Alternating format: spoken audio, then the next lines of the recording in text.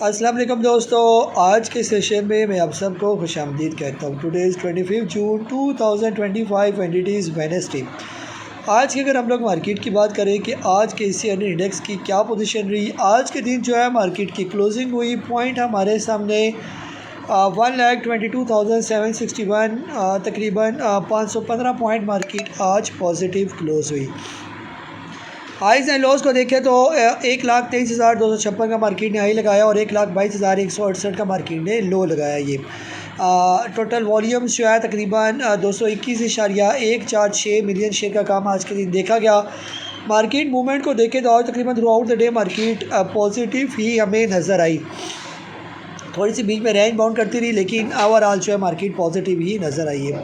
आज के top active volume leaders में ख़ासतौर पर WTL, Pakistan refinery, C energy, bank Makramah, इसके अलावा FDA first Dawood properties limited, Hum network, इसके अलावा जो है first prudential Modaraba, bank of Punjab, Swiss southern gas और सिक्योर लॉजिस्टिक ग्रुप्स लिमिटेड जो है वो शामिल हैं। ये आज की जो है कैंडल्स से पहले अगर हम लोग टॉप एडवांसेस में देखें तो फर्स्ट नून द्वारबा जो है मुदारबा ये हमें टॉप में नज़र आ रहा है और फर्स्ट दाऊद प्रॉपर्टीज़ लिमिटेड जो है ये हमें टॉप में नज़र आ रहा है आज के दिन। आज की जो है कैंडल छोटी सी 515 पॉइंट की एक डोजी कैंडल ही हमें जो है वो बज़ाहिर नज़र आ रही है। ये तो बहरहाल फ़िलहाल मार्केट ओवरऑल जो है वो बेहतर ही परफॉर्म कर रही है। बीच में थोड़ी सी गिरावट आई थी मार्केट में, लेकिन अब मार्केट दोबारा जो है वो स्टेबल पोजीशन में जो है वो नज़र आ रही है। ये आज के दिन जो है आप लोगों ने क्या सवाल पूछे हैं, वन बाय वन जो है उनकी तरफ आ रहा हूँ। जी, सबसे पहले इमरान साहब हैं कराची से। आपने पूछा मारी पेट्रोलियम के बारे में कि वांट टू बाय मारी for long term. Sir current rate पर तो इन्वेस्टमेंट पॉइंट ऑफ व्यू से ठीक है, हमारी कोई प्रॉब्लम बज़ाहिर नज़र नहीं आती। अगर आप इन्वेस्टमेंट पॉइंट ऑफ व्यू से लेना चाहते हैं तो यहाँ पर थोड़ा थोड़ा करके ऐड करते जाएँ। तकरीबन 500 रुपये से लेकर 650 के दरमियान ये सारे इसका बाइंग जोन है। ये तो 400 से 650 के दरमियान, यानी या 500 से 650 के दरमियान ये सारा ही तकरीबन जो है इसका बाइंग जोन। या दूसरी सूरत ये है कि ये अपना अगर ब्रेकआउट दे दे तो फिर इसको ले लेंगे। अगर ये 650 से ऊपर आ जाए, 660-70 का लेवल ब्रेक करे, फिर इसके अंदर आप बैठ जाइए। फिर जल्दी ना करें इसको बेचने में, और फिर उम्मीद है कि ये आपको अच्छा गेन भी दे जाएगी और टाइम भी आपका ज़्यादा ज़ाया नहीं होगा। ये तो ये सोच सकते हैं। तो ओवरऑल ये स्टॉक बहुत अच्छा है, ले भी सकते हैं लॉन्ग टर्म के लिए, यहाँ पर भी ले सकते हैं। ये जी आमिद महमूद साहब हैं कराची से। ये आपने पूछा कि can you propose some share for shifting and with AVN आपने लिया हुआ है 61 का। ये सर ओवरऑल तो एवीएन नीचे आई है। अगर आप कह रहे हैं कि कुछ स्टॉक बेच के अगर आप एवीएन में आना चाह रहे हैं तो यहाँ पर एवीएन बहुत अच्छा है इस लेवल पर। ये लेकिन फिर ये है कि आपको थोड़ा फिर सब्र करना पड़ेगा। अगर कोई और आपके दूसरे स्टॉक है वो ज़्यादा लॉस में, तो एवीएन यहाँ पर काफ़ी अट्रैक्टिव है। ये लेकिन अभी एवीएन भी नहीं चल रहा है। ये भी आप देखें कि एवीएन ने अभी चलना है। ये एवीएन प्रॉपर तब चलेगा, ये तकरीबन आ जाएगा जब पहला ब्रेकआउट देगा 54 का ये, और दूसरा ब्रेकआउट है 71 का। फिर उसके बाद एवीएन का सही चलने का टाइम आ जाएगा। अभी हमारा ओवरऑल आईटी सेक्टर चल ही नहीं रहा। ये क्या एवीएन, क्या ऑक्टोपस, क्या नेटसोल, क्या टीआरजी, क्या सिस्टम, क्या WTL, क्या टेली, ये सारे ही जो है ना वो रुके हुए हैं। ये तो ओवरऑल जो है ना हमारा आईटी सेक्टर अभी प्रेशर में, अभी इसका चलना है। जब ये चलना शुरू हो जाएगा सेक्टर तो फिर तो आप बेशक डालें इसको। अभी अगर ले के बस रखने वाली बात है तो बेशक पड़ा रहे। अगर आपके पास साल 2 साल आप वेट कर सकते हैं तो इस दौरान तो उम्मीद है कि इंशाल्लाह कुछ ना कुछ आईटी सेक्टर में तेज़ी आ ही जाएगी। ये तो अगर आपके पास टाइम है तो ये बेस्ट टाइम है इसके अंदर थोड़ी थोड़ी करके इन्वेस्टमेंट करके बस आराम से बैठ जाने की है। और जब चलना शुरू हो जाए तो बस आराम सुकून से राइड को एंजॉय किया जाए। जी शुएब साहब है जिद्दा से। आपने पूछा कि what should be the strategy for following stocks. ARPL जो है आपने लिया हुआ है तकरीबन 480 का। सर ओवरऑल तो फ़िलहाल ये नीचे ही चल रहा है आपके रेट से।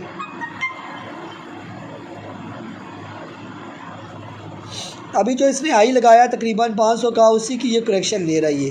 तो तकरीबन जिस तरह लो लगाना था 353 का, वो ये बॉटम लगा चुका है। उसके बाद इसके अंदर आहिस्ता आहिस्ता रिकवरी आ रही है। ये तो बेहतर ये है कि सर फ़िलहाल आप इसको होल्ड ही रखें। ये अभी काफ़ी नीचे भी आपके रेट से ये नेशनल रिफाइनरी 232 का आपने लिया हुआ है। ये सर बहुत अच्छा स्टॉक, यहाँ पर अगर पैसे हैं तो और भी इसके अंदर ऐड करें। बस इसका जो ही ब्रेकआउट निकलेगा 280 का, तो फिर इसका पहला टारगेट ही 380 हो जाएगा ये।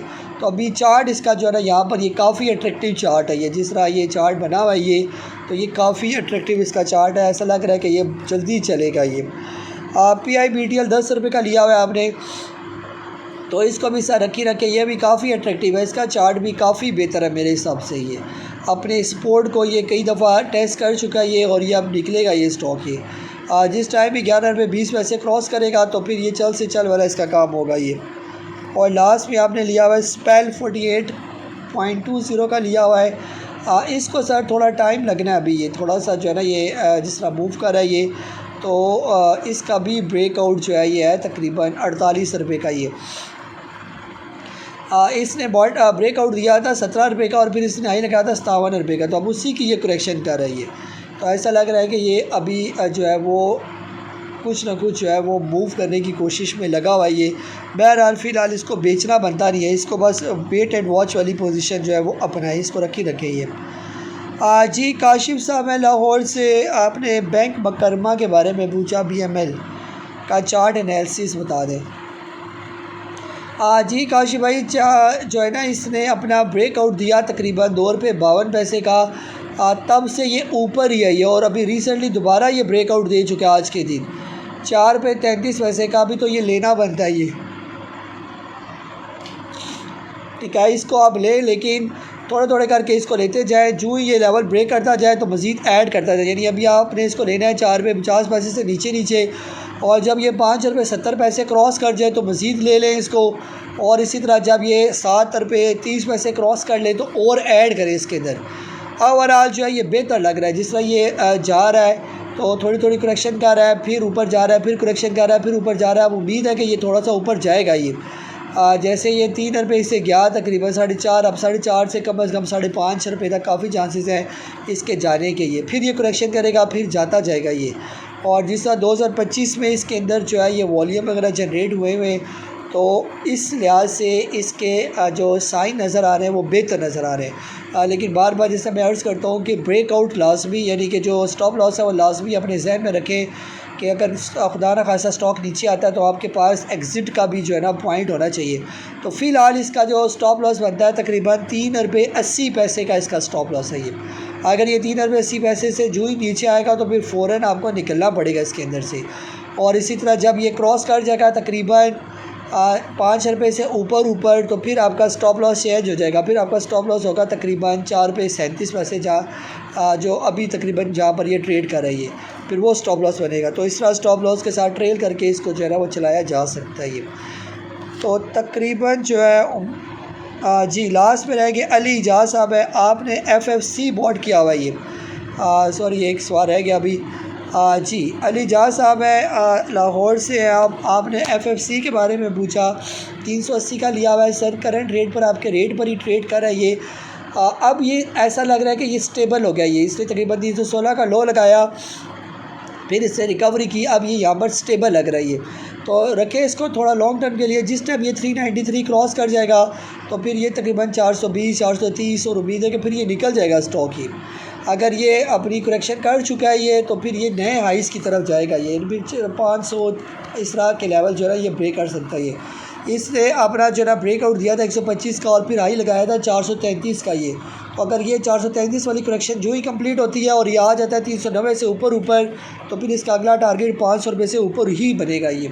तो इसलिए जो है ना आपने इसको अच्छे रेट पर लिया हुआ है। बेहतर ये कि आप इसको फ़िलहाल जो है वो होल्ड ही करें और लॉन्ग टर्म इसको रखें। ये इंशाल्लाह आपको ये डिविडेंड भी देता रहेगा, और कुछ ना कुछ जो है ना ये कैपिटल गेन भी आपका करेगा ये।